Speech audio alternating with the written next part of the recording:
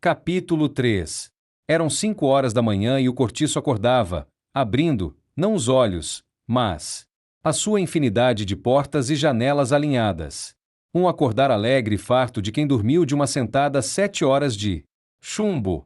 Como que se sentiam ainda na indolência de neblina as derradeiras notas da última guitarra da noite antecedente, dissolvendo-se a luz loura e tenra da aurora.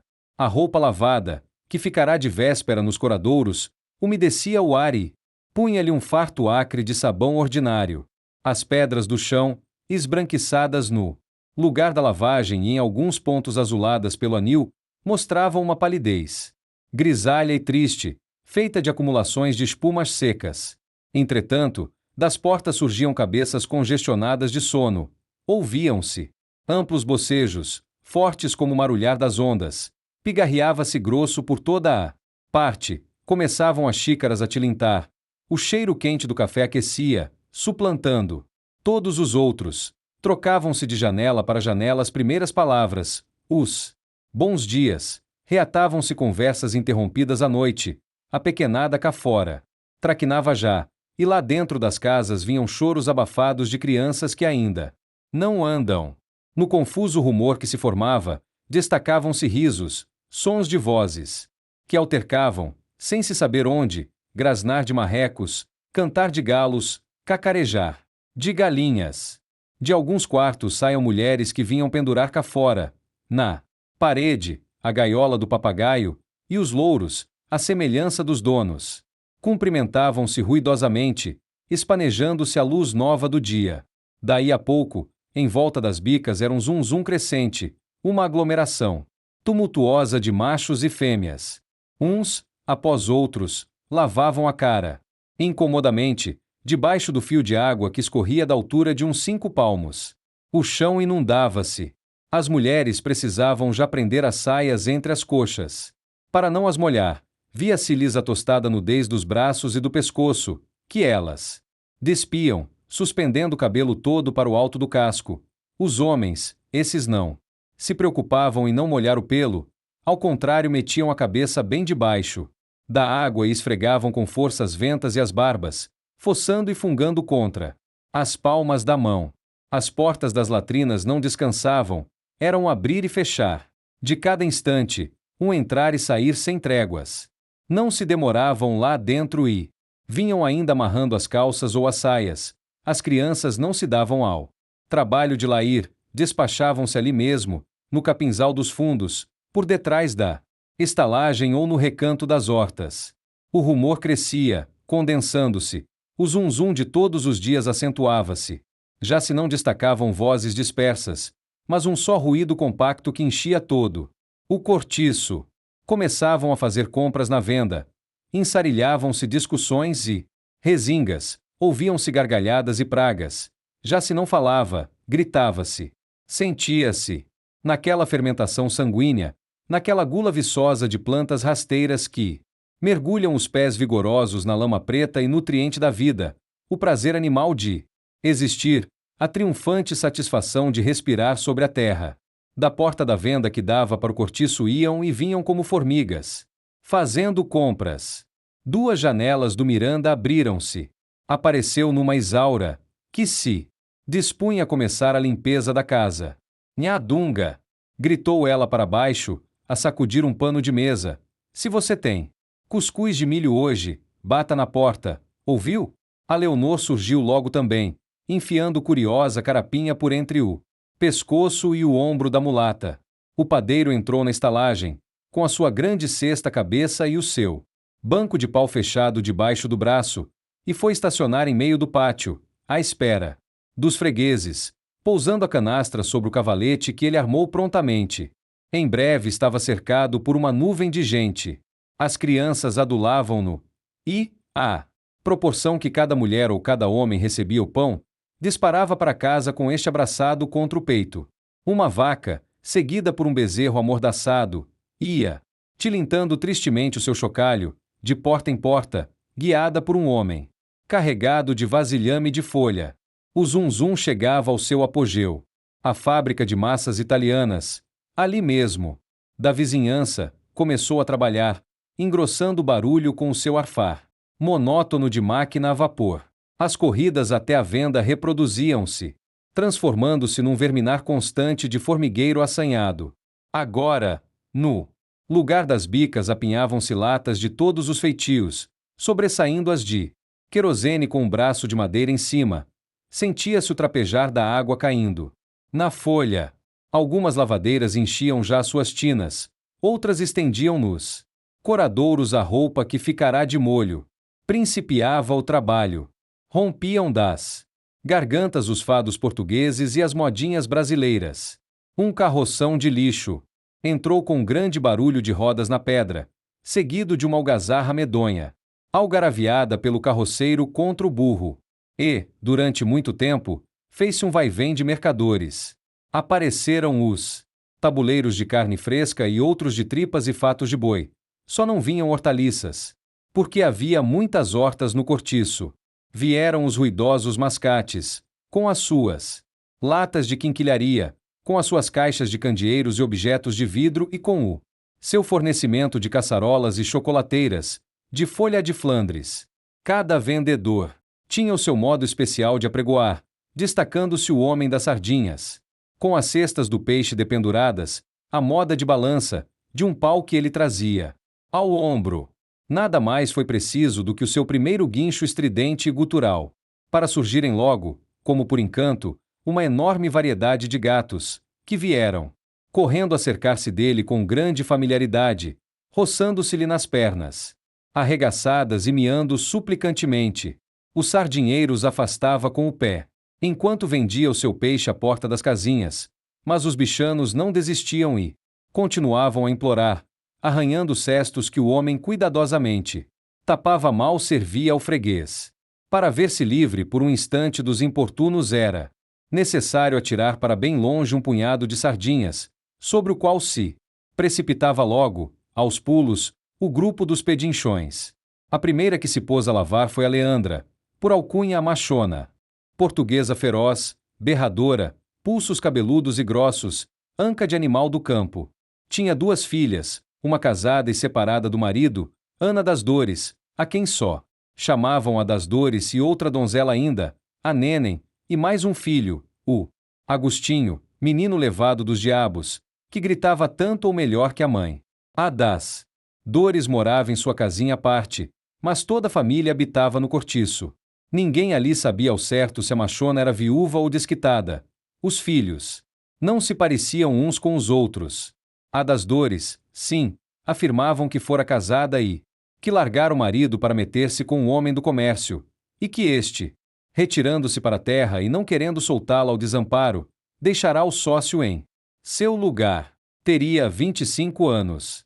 Nênem 17. Espigada, franzina e forte, com uma proazinha de orgulho da sua virgindade, escapando como enguia por entre os dedos dos rapazes que a queriam sem ser para casar. Engomava bem e sabia fazer roupa branca de homem, com muita perfeição. Ao lado da Leandra foi colocar-se a sua tina Augusta Carne-Mole, brasileira, branca, mulher de Alexandre, um mulato de 40 anos, soldado de policia, pernóstico, de grande bigode preto, queixo sempre escanhoado e um luxo de calças brancas engomadas e botões limpos na farda, quando estava de serviço. Também tinham filhos, mas ainda pequenos, um dos quais, a Juju, vivia na cidade com a madrinha que se encarregava dela. Esta madrinha era uma cocote de 30.000 réis. Para cima, a Léone, com sobrado na cidade. Procedência francesa.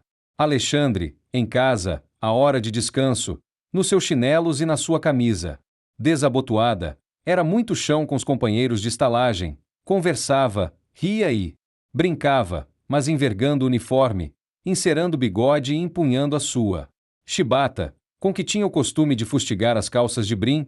Ninguém mais lhe via os dentes e então a todos falava teso e por cima do ombro. A mulher, a quem ele só dava tu quando não estava fardado, era de uma honestidade proverbial no cortiço, honestidade sem mérito, porque vinha da indolência do seu temperamento e não do arbítrio do seu caráter. Junto dela pôs-se a trabalhar a Leocádia, mulher de um ferreiro chamado Bruno, portuguesa pequena e socada, de carnes duras, com uma fama terrível de leviana entre as suas vizinhas. Seguia-se a Paula, uma cabocla velha, meio idiota, a quem respeitavam todos, pelas virtudes de que só ela dispunha para benzer erisipelas e cortar febres por meio de rezas e feitiçarias. Era extremamente feia, grossa, triste, com olhos desvairados, dentes cortados à navalha, formando ponta, como dentes de cão, cabelos lisos, escorridos e ainda retintos apesar da idade. Chamavam-lhe bruxa. Depois seguiam-se a Marciana e mais a sua filha Florinda. A primeira, mulata, antiga, muito seria e aciada em exagero. A sua casa estava sempre úmida das consecutivas lavagens. Em lhe apanhando mau humor punha-se logo a espanar, a varrer febrilmente, e, quando a raiva era grande, corria buscar um balde de água e descarregava-o com fúria pelo chão da sala. A filha tinha 15 anos, a pele de um moreno quente, beiços sensuais, bonitos dentes, olhos luxuriosos de macaca. Toda ela estava a pedir homem, mas sustentava ainda sua virgindade e não cedia, nem à mão de Deus Padre, aos rogos de João Romão, que a desejava apanhar a troco de pequenas concessões na medida e no peso das compras que Florinda fazia diariamente à venda. Depois via-se a velha Isabel, isto é, Dona Isabel, porque ali na estalagem lhes dispensavam todo certa consideração, privilegiada pelas suas maneiras graves de pessoa que já teve tratamento, uma pobre mulher comida de desgostos. Fora, casada com o dono de uma casa de chapéus, que quebrou e suicidou-se, deixando-lhe uma filha muito doentinha e fraca, a quem Isabel sacrificou tudo para educar, dando-lhe mestre até de francês. Tinha uma cara macilenta de velha, portuguesa devota, que já foi gorda, bochechas moles de pelancas rechupadas, que lhe pendiam dos cantos da boca como saquinhos vazios, fios negros no queixo, olhos castanhos, sempre chorosos engolidos pelas pálpebras. Puxava em bandos. Sobre as fontes o escasso cabelo grisalho untado de óleo de amêndoas doces. Quando sai à rua punha um eterno vestido de seda preta, achamalotada, cuja saia não fazia rugas, e um chale encarnado que lhe dava a todo o corpo um feitio piramidal. Da sua passada grandeza só lhe ficará uma caixa de rapé de ouro, na qual a inconsolável senhora pitadeava agora, suspirando a cada pitada. A filha era flor do cortiço. Chamavam-lhe Pombinha. Bonita, posto que, enfermiça e nervosa ao último ponto, loura, muito pálida, com os modos de menina. De boa família. A mãe não lhe permitia lavar, nem engomar, mesmo porque o médico a proibira expressamente. Tinha o seu noivo, o João da Costa, moço do comércio, estimado do patrão e dos colegas, com muito futuro, e que a adorava e conhecia desde pequenita. Mas Dona Isabel não queria que o casamento se fizesse já. É que Pombinha, orçando aliás pelos 18 anos, não tinha ainda pago à natureza o cruento tributo da puberdade, apesar do zelo da velha e dos sacrifícios que esta fazia para cumprir à risca as prescrições do médico e não faltar à filha o menor desvelo. No entanto, coitadas, daquele casamento dependia a felicidade de ambas, porque o Costa, bem empregado como se achava em casa de um tio seu, de quem mais tarde havia de ser sócio, tencionava, logo que mudasse de estado, restituí-las ao seu primitivo círculo social.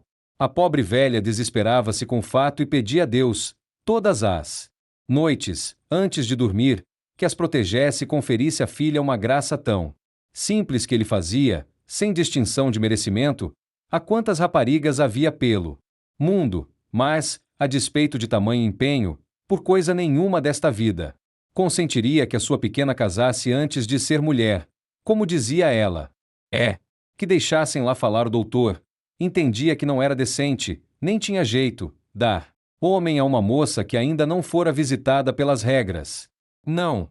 Antes vê-la solteira toda a vida e ficarem ambas curtindo para sempre aquele inferno da estalagem.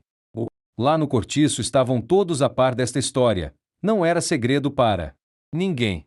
E não se passava um dia que não interrogassem 2 e 3 vezes a velha com estas frases: então? Já veio? Por que não tenta os banhos de mar? Por que não chama outro médico? Eu, se fosse a senhora, Casava-os assim mesmo. A velha respondia dizendo que a felicidade não se fizera para ela. E suspirava, resignada. Quando Costa aparecia depois da sua obrigação para visitar a noiva, os moradores da estalagem cumprimentavam-no em silêncio com um respeitoso ar de lástima e piedade, empenhados tacitamente por aquele caiporismo, contra o qual não valiam nem mesmo as virtudes da bruxa. Pombinha era muito querida por toda aquela gente. Era quem lhe escrevia as cartas, quem em geral fazia o rol para as lavadeiras, quem tirava as contas, quem lia o jornal para os que quisessem ouvir. Prezavam-na com muito respeito e davam-lhe presentes, o que lhe permitia certo luxo relativo. Andava sempre de botinhas ou sapatinhos com meias de cor, seu vestido de chita engomado. Tinha suas joiazinhas para sair à rua, e, aos domingos, quem a encontrasse à missa na igreja de São João Batista, não seria capaz de desconfiar que ela morava em Cortiço. Fechava a fila das primeiras lavadeiras, o albino, um sujeito afeminado, fraco, cor de espargo cozido e com cabelinho castanho, deslavado e pobre, que lhe caia, numa solinha, até o pescocinho mole e fino. Era lavadeiro e vivia sempre entre as mulheres, com quem já estava tão familiarizado que elas o tratavam como uma pessoa do mesmo sexo. Em presença dele falavam de coisas que não exporiam em presença de outro homem.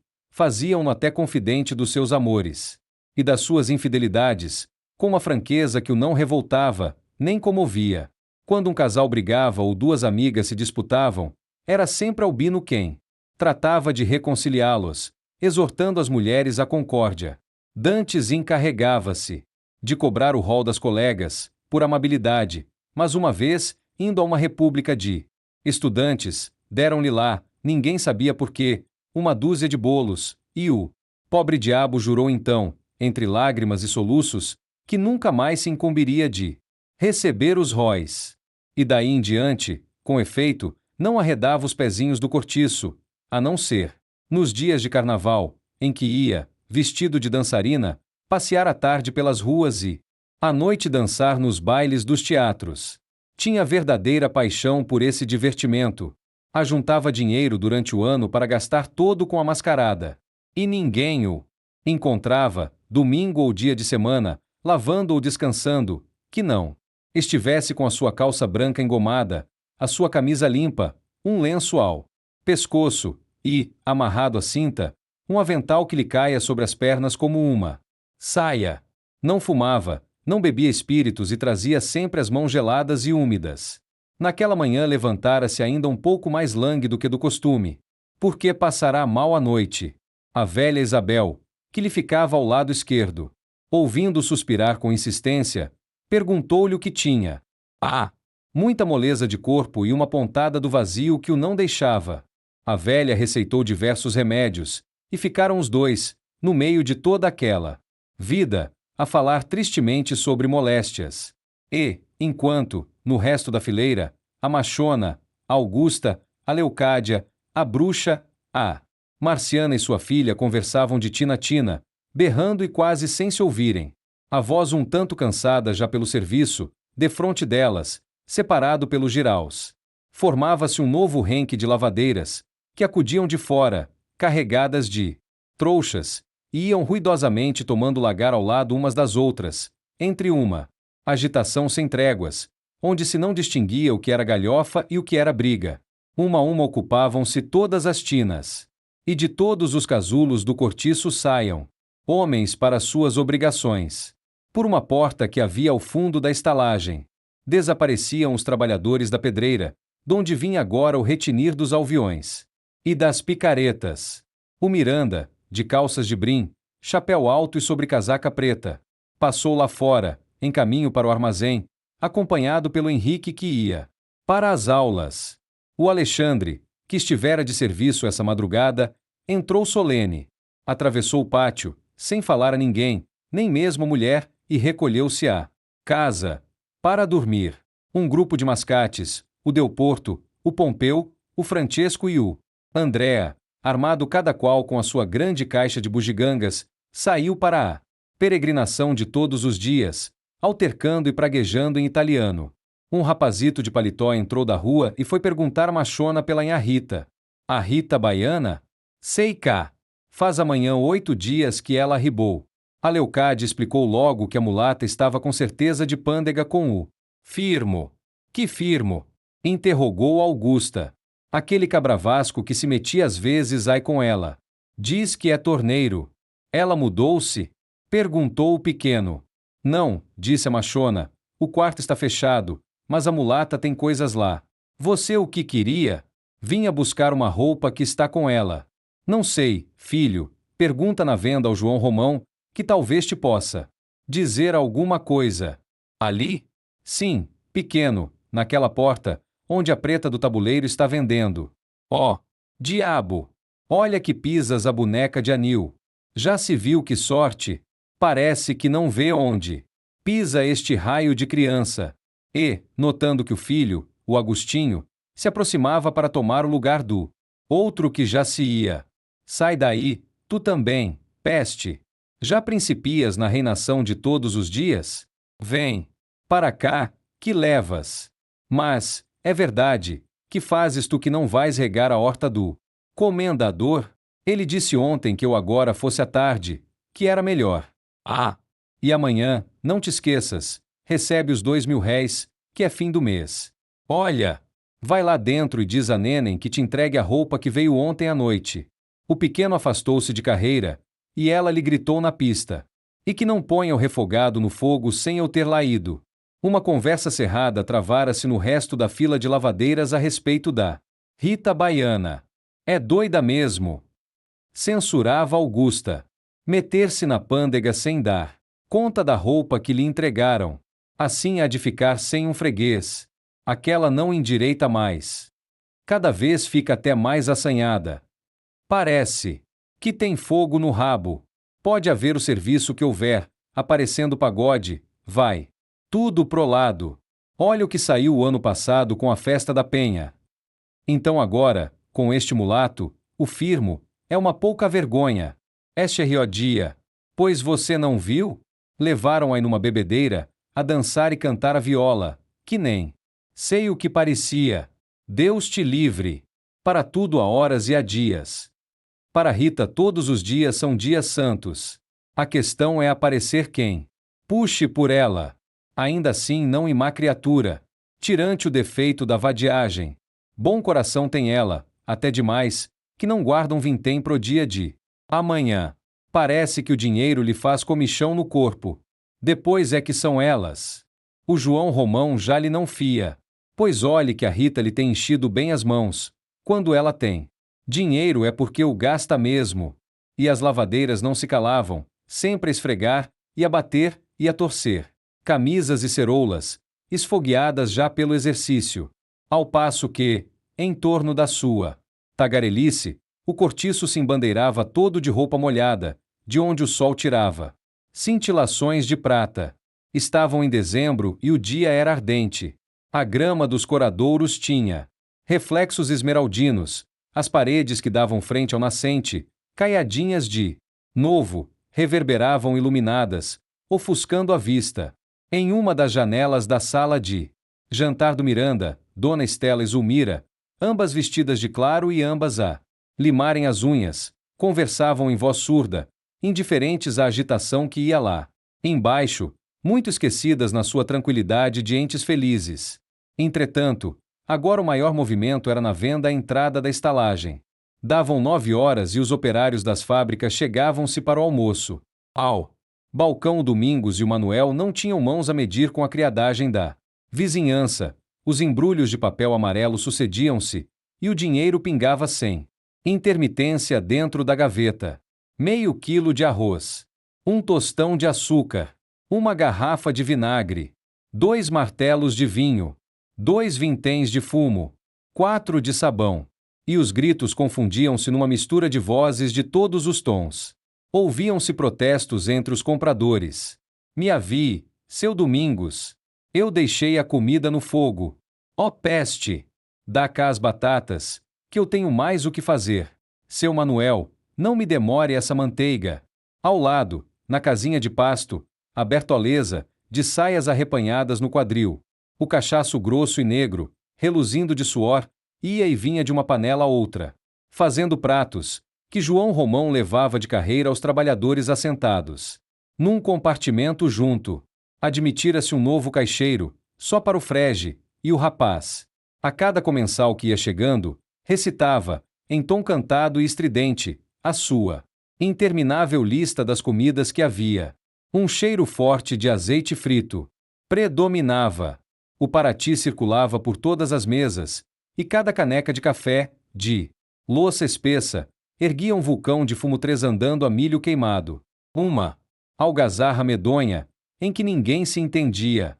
Cruzavam-se conversas em todas as direções, discutia-se a berros, com valentes punhadas sobre as mesas. E sempre a sair, e sempre a entrar gente, e os que saiam, depois daquela comisaina grossa, iam radiantes de contentamento, com a barriga bem cheia, a arrotar. Num banco de pau tosco, que existia do lado de fora, junto à parede e perto da venda, um homem, de calça e camisa de zuarte, chinelos de couro cru, esperava. Havia já uma boa hora, para falar com o vendeiro. Era um português de seus 35 a 40 anos, alto, espadaúdo, barbas ásperas, cabelos pretos e maltratados caindo-lhe sobre a testa, por debaixo de um chapéu de feltro ordinário, pescoço de touro e cara de Hércules, na qual os olhos, todavia, humildes como os olhos de um boi de canga, exprimiam tranquila bondade. Então ainda não se pode falar ao homem? Perguntou ele, indo ao balcão. Entender-se com o Domingos. O patrão está agora muito ocupado. Espere. Mas são quase 10 horas e estou com um gole de café no estômago. Volte logo. Moro na Cidade Nova. É um estirão daqui.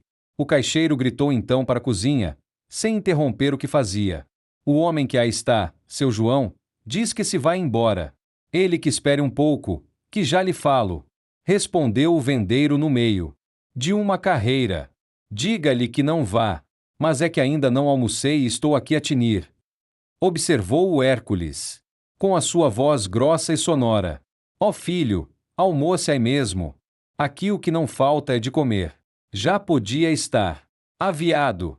Pois vá lá, resolveu o homenzarrão, saindo da venda para entrar na casa de pasto, onde os que lá se achavam o receberam com ar curioso, medindo da cabeça aos pés, como faziam sempre com todos os que aí se apresentavam pela primeira vez. E assentou-se a uma das mesinhas, vindo logo o caixeiro cantar-lhe a lista dos pratos. Traga lá o pescado com batatas e veja um martelo de vinho. Quer verde ou virgem? Venha o verde, mas anda com isso, filho, que já não vem sem tempo.